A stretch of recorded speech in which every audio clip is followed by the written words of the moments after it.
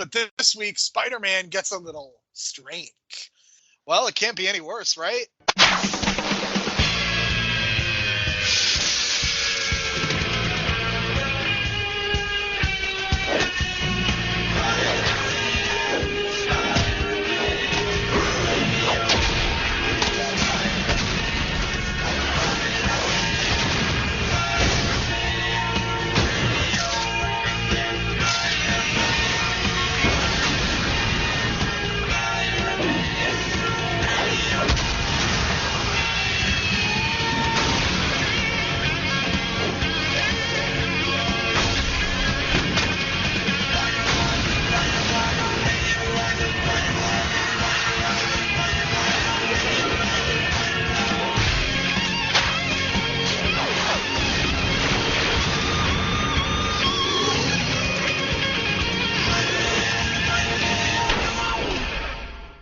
This is the Superhero Pantheon. Now on this podcast, we will take 3 episodes of the Fox Kids version of Spider-Man that aired in the mid-90s and discuss / review them.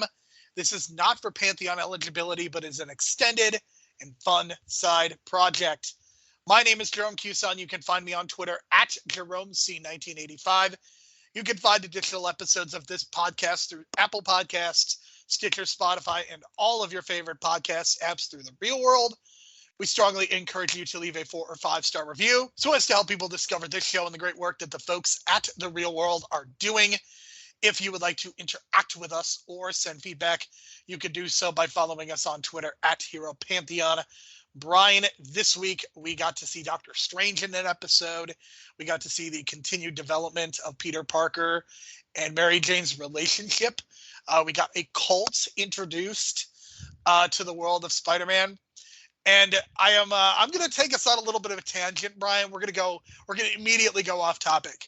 So you have heard of the Nexium cult, right? I think I have. Refresh me really quick. The Nexium cult is the one with Allison Mack and Kristen Krug. That's the one. Yeah. The sex cult. Do you realize that Superman and Lois Lane, their first major plot line was a cult, and one of the people's names in that cult was Allie? I guess they're just hitting it too close to home, aren't they? I am endlessly amused by that, but nothing nearly as interesting with this crew, as we will be talking about the first 3 episodes of season 3 of Spider-Man. We have established the character. We've taken him on quite a journey. Now we're going to take him, and I think we're going to explore kind of some more internal stuff in regards to Spider-Man, kind of the more of an emotional journey as opposed to a physical one. And Brian, we're not going to talk about the ending of episode 3 yet, but boy, oh boy, do I feel like an asshole. Yeah, me too, man, because I was talking some shit right after that 3rd episode, thinking this is one of the worst Spider-Man episodes to date, and I was just kind of like, wow, they kind of felt like they were just, doing like a tax job or something like that, like a charitable donation episode or something kind of like a write-off. And then it turns out it was a real storyline for the comics, but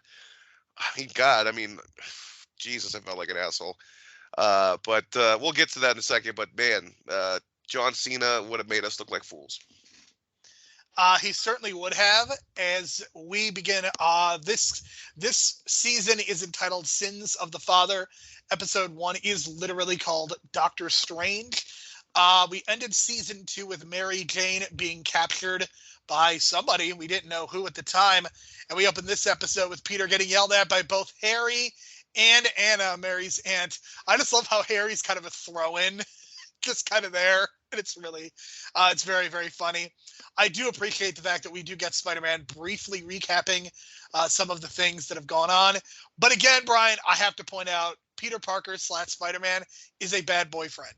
He's not technically Mary Jane's boyfriend, because did you pick up on the one really distinctive line that Harry says, like, how come Mary Jane is going to you and not me? I'm her boyfriend. And I was like, ooh, that was a good plant. That's a good little seed right there, because we know what's coming in this love triangle right now. So technically Peter is not Mary Jane's boyfriend, but Mary Jane is really kind of leaning into what Peter does and does those stupid things like instead of going to your boyfriend to trust him to protect you during this ordeal of trying to meet your father you haven't seen before, you go to Peter Parker.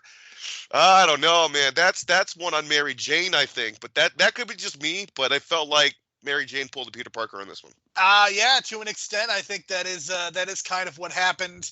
So of course, Peter Parker goes on the hunt and runs into Wong. Wong is meditating, but is attacked by what they basically look like ninjas. And we get a brief battle. The Spider-Man unmasks one of the ninjas, and it is revealed to be Mary Jane. They basically have Cyclops' powers and blast him around. This was really bizarre to me because it's like, why do they have Cyclops' powers? They were trying to do a kid-friendly version of a cult, obviously. And okay, so here's the first voice reveal. I'm going to be revealing 3 voices for this episode. George Takei. We just talked about Star Trek, and George Takei is the voice of Wong here.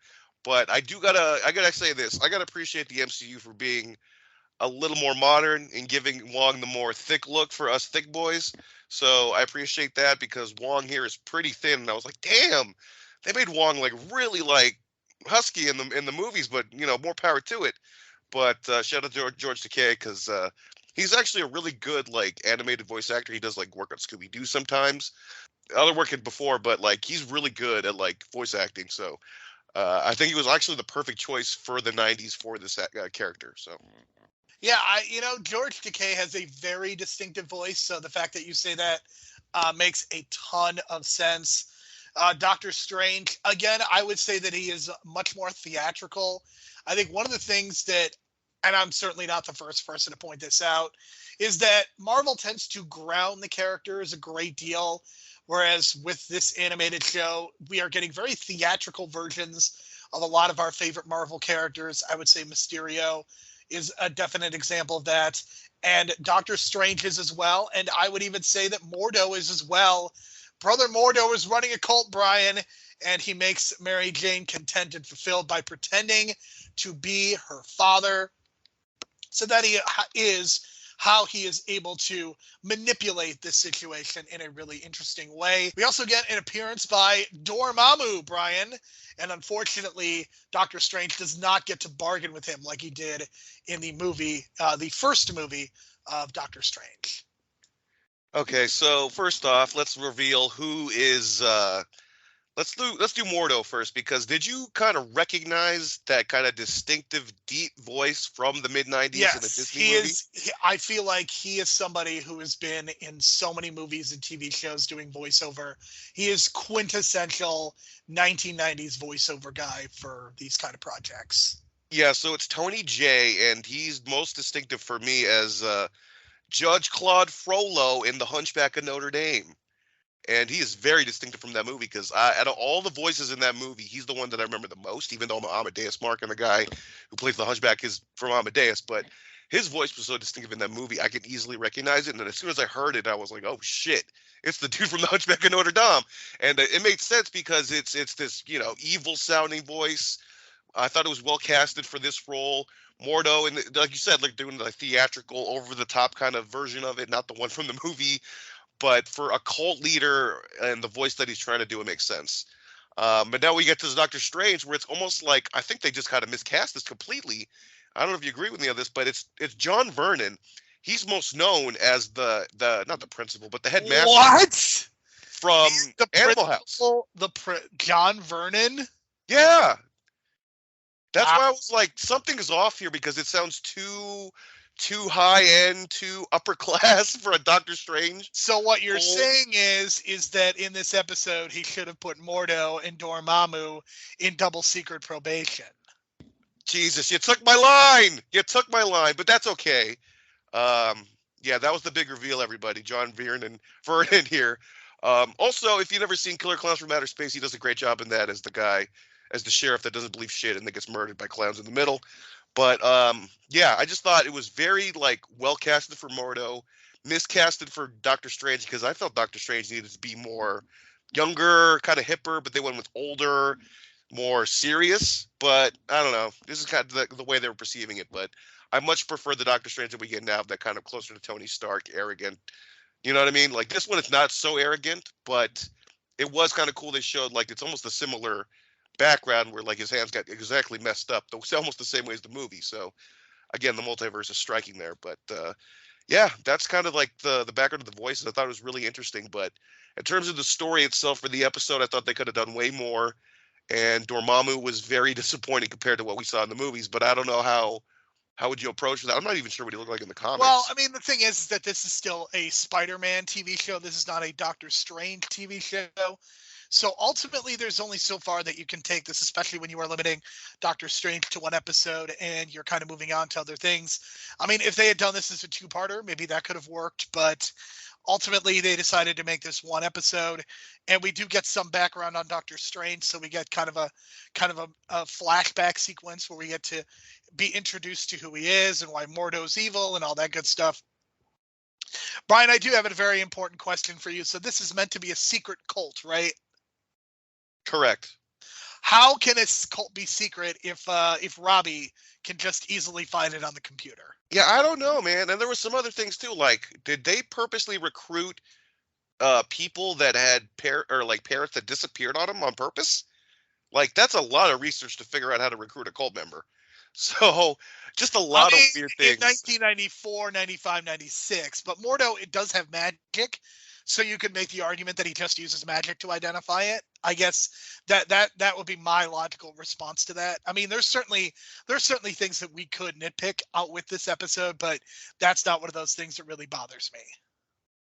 Yeah, I could see that. It's just it just felt so like compact. I wish this was like a two-parter at least, because it felt like there was just so much story going on, and you could have done so much with it. Like, you know, when there's at one point they go into the dimension of Dormammu, and they just come back out, and you don't really see too much of what's going on inside. But I felt like you could have done a whole second episode in there, but they just didn't do it. So I was just kind of disappointed. I will say this, that the thing to me that came across as being very rushed was the ending, when we get to the point where everybody's confronting each other and Dormammu gets sent back to his dimension, and Dormammu pretty much just grabs Mary Jane out of nowhere. Then she immediately is back in the regular dimension, and it just feels so rushed and nonchalant. So I will definitely support you that there are aspects of this episode that definitely felt on the rushed side. I was also amused. I every time I see magic fights now, I can't help but think back to the South Park episode where Cartman plays a psychic. So magic has almost been ruined for me for that reason, especially when it comes to like when they're like shooting beams at each other and things like that. Like that even occurs with the Doctor Strange movie and WandaVision a little bit. So yeah, I think this is an okay episode. I do like some of the introduction of Doctor Strange. I do like that we are continuing to get more Marvel characters incorporated. I like that we're getting some weirdness going on, because at the end of the episode, Madam Web is introduced, and Brian, it's pretty exciting that we're going to get to see some Madam Web. I wonder if Dakota Johnson is going to be researching her role by watching this episode and others. I mean, there's not a lot of reference to that character in pop culture, so she's probably going to watch this episode. I think there's one in the newer series from like 5 years ago or something. I think I could be wrong on that, but I'm pretty sure Madam Web came back. But it's just so strange to see the way that they animate her. And I guess it's kind of like the comic, but just the way, like, I don't know, it looks like she's 7 feet tall, the way that the dress is like cut. But it's good because she's supposed to look weird and like mysterious and like futuristic. So I like the approach to it. And I love the way Madam Web looks in general. And God, that dress is just so fucking weird. I don't know if you can see what I mean, but like it's got like almost like no cut, and it's just almost like a straight line, and it's just almost like a snake on that chair. So I love the visual look. The thing about it, though, is it might be a little too much in the story side, because as a kid, it's just like, whoa, what is this now? And then it's just like this storyline going on, plus the Mary Jane storyline going on, plus a whole lot of other storylines going on in the next episode.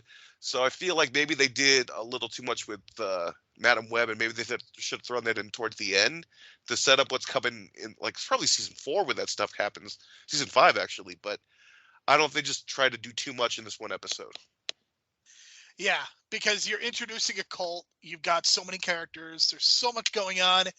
Yeah, it definitely feels on the busy side. On the other hand, with the way TV works these days, it's hard for me to complain about too much stuff going on, especially when I can watch certain dramas that I will not name, and seemingly nothing happens for 45 minutes out of the hour, and then something happens in like the last 15 minutes. So you could definitely it could go either way, but I would definitely have wanted this to breathe a little bit more. Something I did appreciate, a couple of the random one-offs. Doctor Strange's third eye is seen in this episode, as it was seen at the end of Doctor Strange in the Multiverse of Madness. Got it a little bit here. We also have Spider-Man making a joke about the Bronx.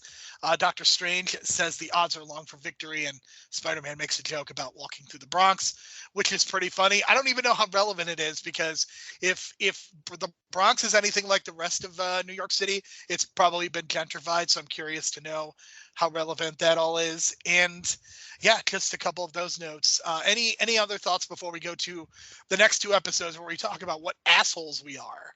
That's about it. Like I said, I just wish it was like a 2-parter. This seems like it was written more specifically as a 2-parter, but it had to be cut short for maybe the next 2 episodes to be, to fit those 2 in. But yeah, it's a 7 out of 10 for me. All right, so Sins of the Father, episode 2, Make a Wish, as well as Sins of the Father, episode 3, Attack of the Octobot. This is basically a 2-parter, so we're going to kind of talk about them together.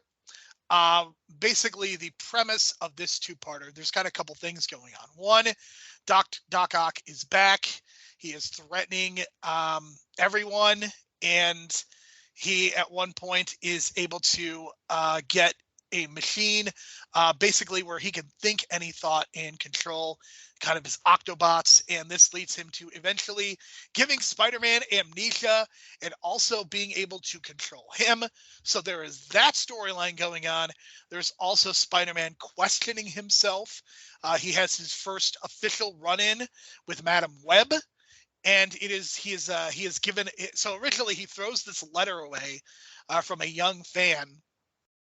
And then Madam Web gives him back the letter, and it's like basically implies that the only way that you could truly be Spider-Man and truly be a good person is if you get the hope of a child. So Spider-Man goes and interacts with this child, and they have an extended conversation, Brian. I could not believe how much time this was all taking. Spider-Man basically rehashes his background. This is like yet another pilot.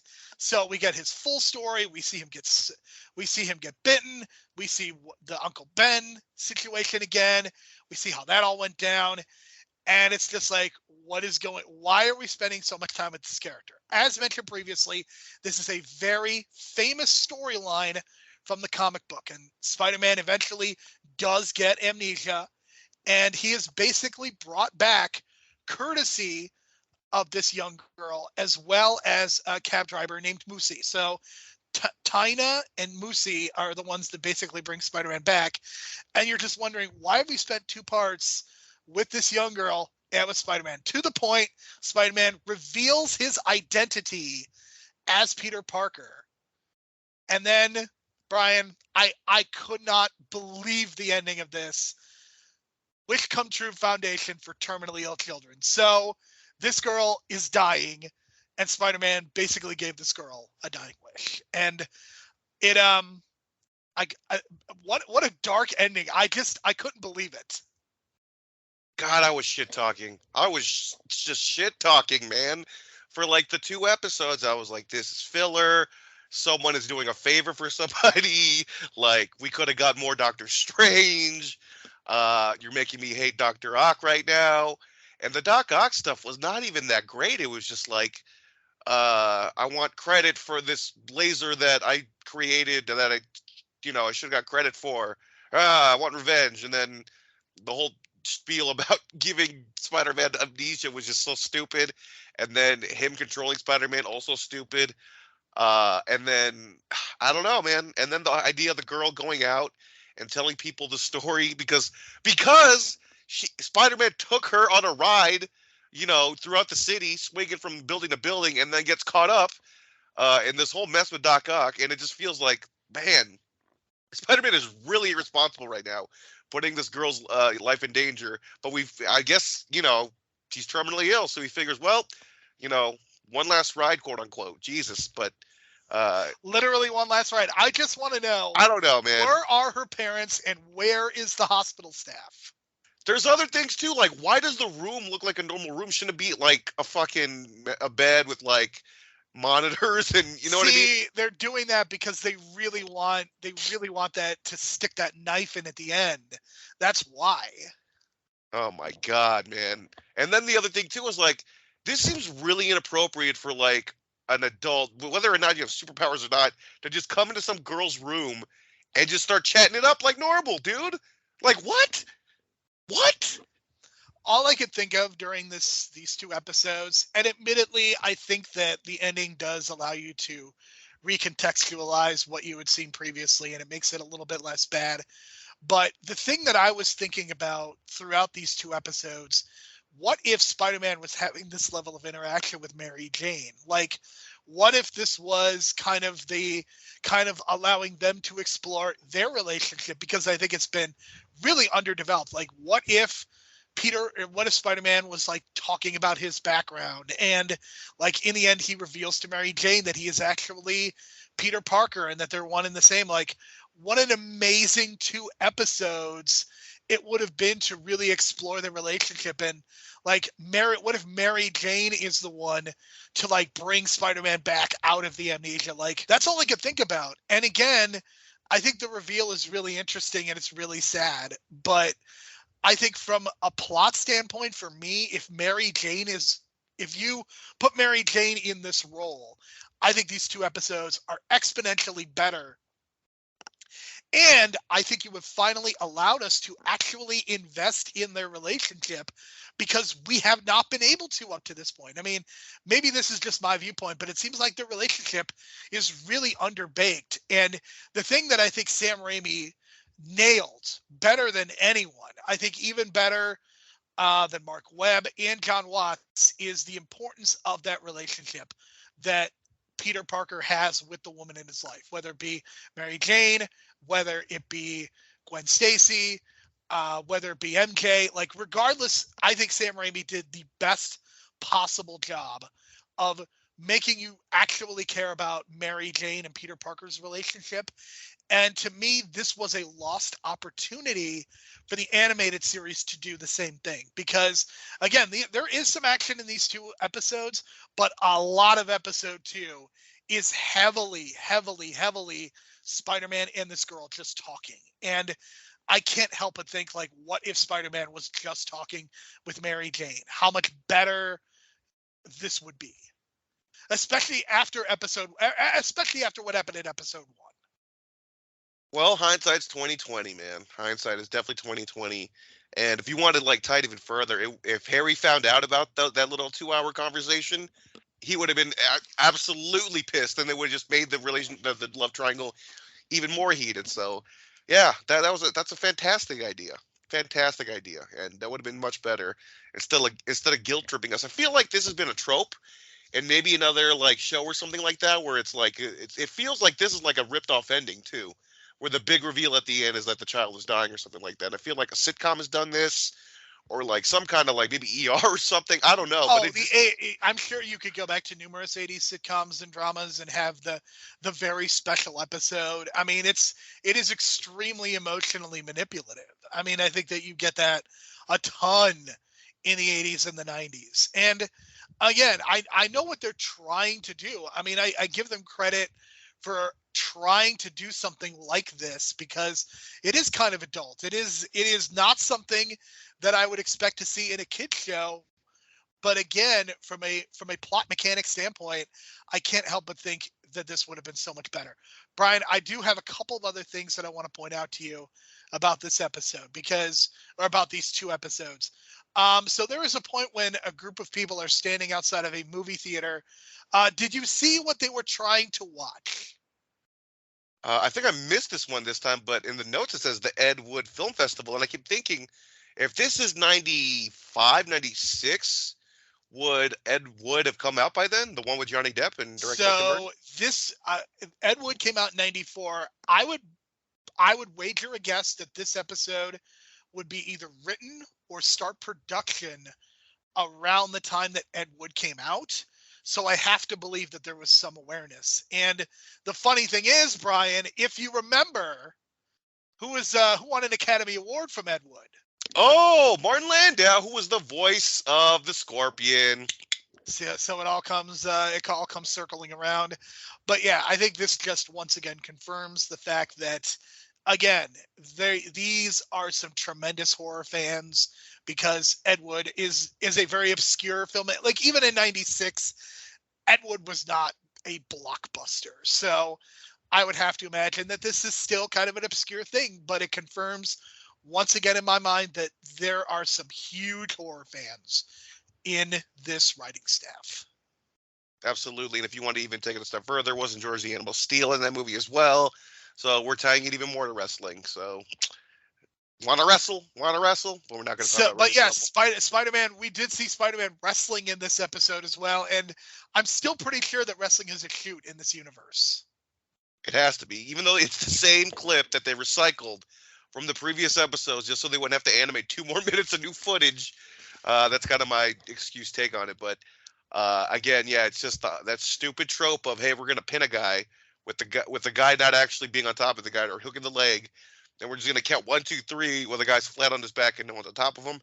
And we're going to give legit shoot payouts. And if you noticed, Spider-Man was actually one of those celebrity wrestlers, because he was a talk show circuit guy first, and then he became a wrestler. So, hey, man, doing that whole Mr. T thing, I guess, and the Logan Paul thing, I guess. I don't know. I haven't watched WWE in forever, but I heard it was on WrestleMania. So, celebrities and wrestling go together like, I don't know, Oreos and milk, I guess.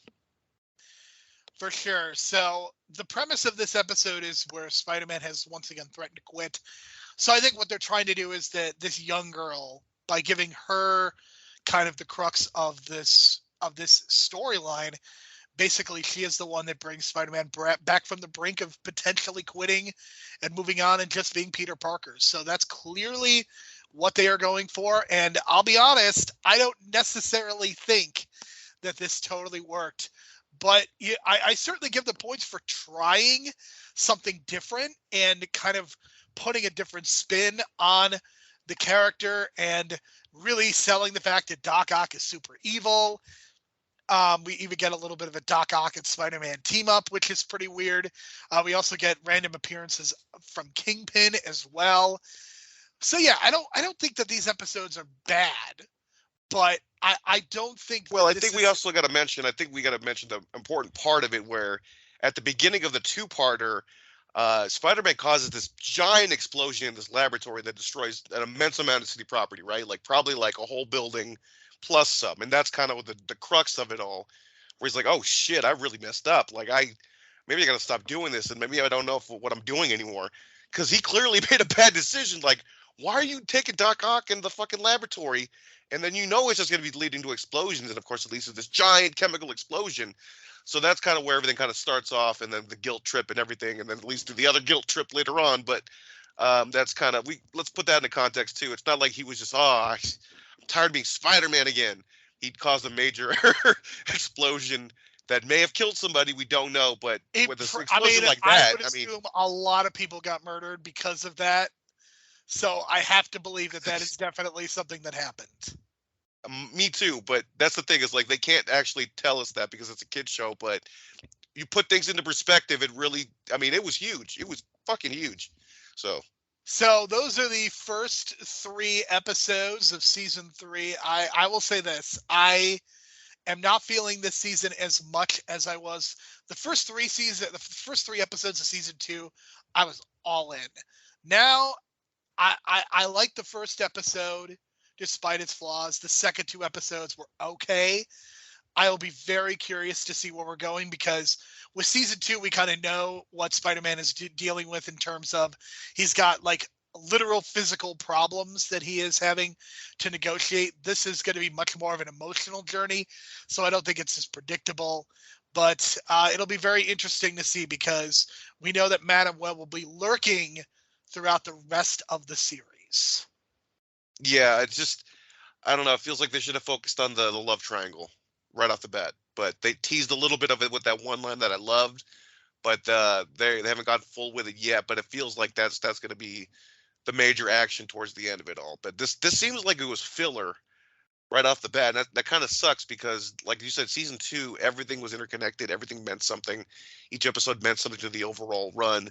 In this case, it seems like they're just planting more eggs and more eggs for later on, especially with the Madam Web stuff. But maybe it was just too much. I don't know. But the focus should be more on the love triangle. Absolutely. All right, Brian.